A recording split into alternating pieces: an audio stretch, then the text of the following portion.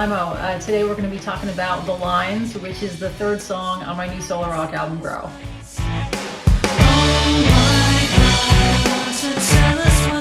Hello. Welcome back to The Grow Show. That rhyme wasn't even intentional. So we're talking about The Lines today. It's the third song on the rock album, Grow, which I just released.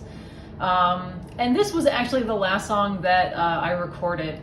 I almost didn't do it. So we just wrapped up like 9 songs over the course of like the second nasty COVID winter. I was in the process of like burning out and leaving a career I'd been in for years.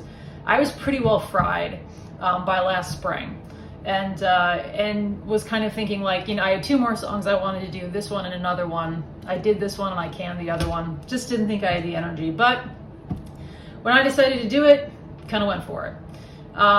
At this point, and one of the reasons that I left this song for the end was you'll notice in this tune there's a lot of tempo changes and there's a lot of very quick time changes, several of them, over and over and over again. And in order to record that, it required me to learn some extra techniques, which I was really just like putting off learning because, again, just like fried at that point.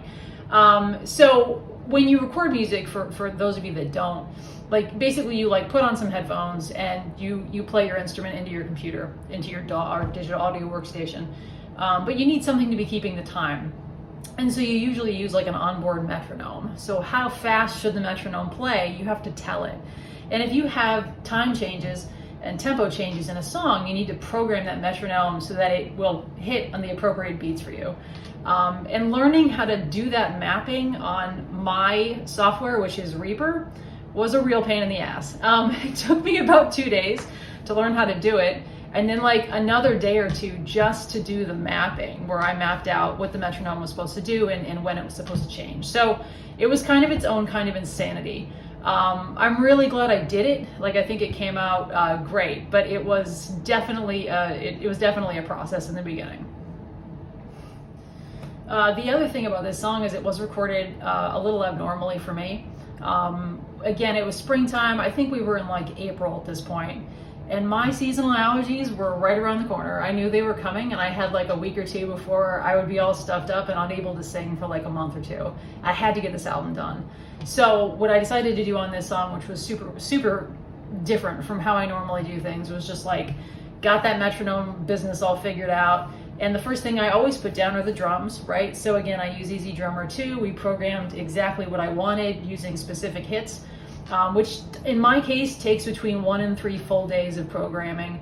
This one I was hauling at this point because I knew I had to get it done. So we banged out the drums in a day.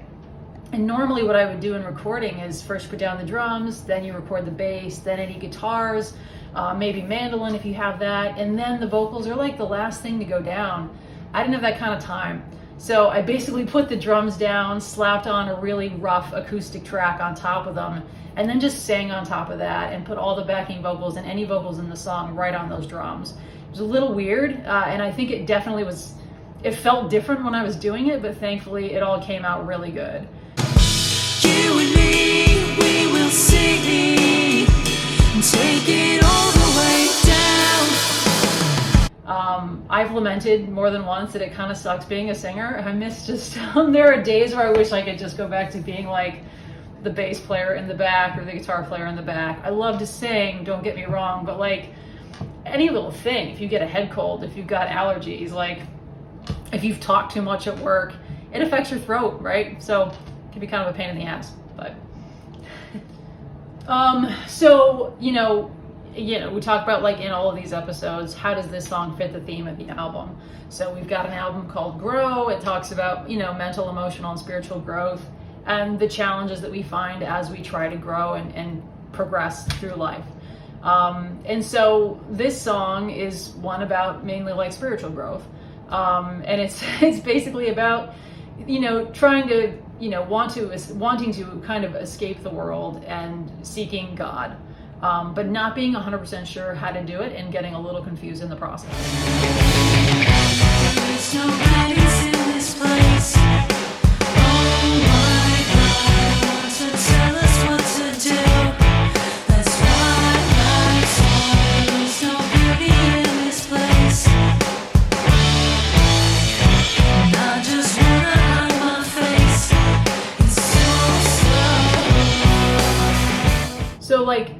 and I know this is a sensitive subject, and I can only speak from my own personal experiences.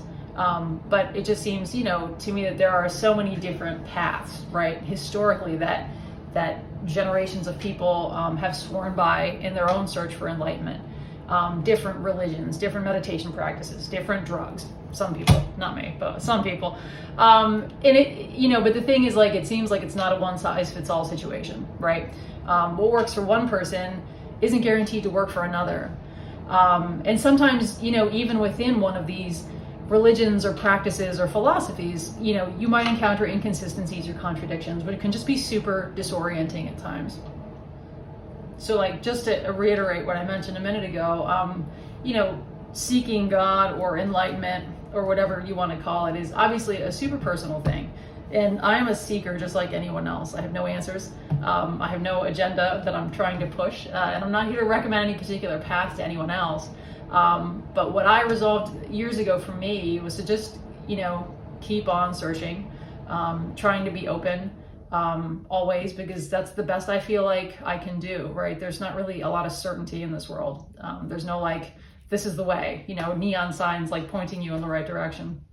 And so part of the search for me is, again, just be open to the different ways that people have tried, maybe try some of my own to get to the top of that mountain.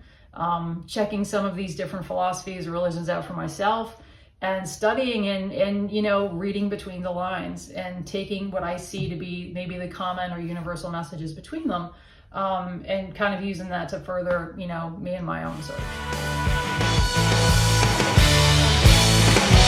Words are different in each book. I tried to find what you said, who you were.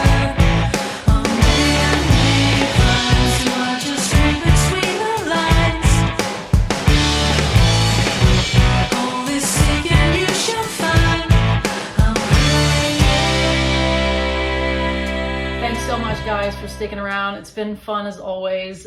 Please subscribe to my channel if you haven't already. Leave a thumbs up or a comment if you're so inclined. It really helps us out when you do that.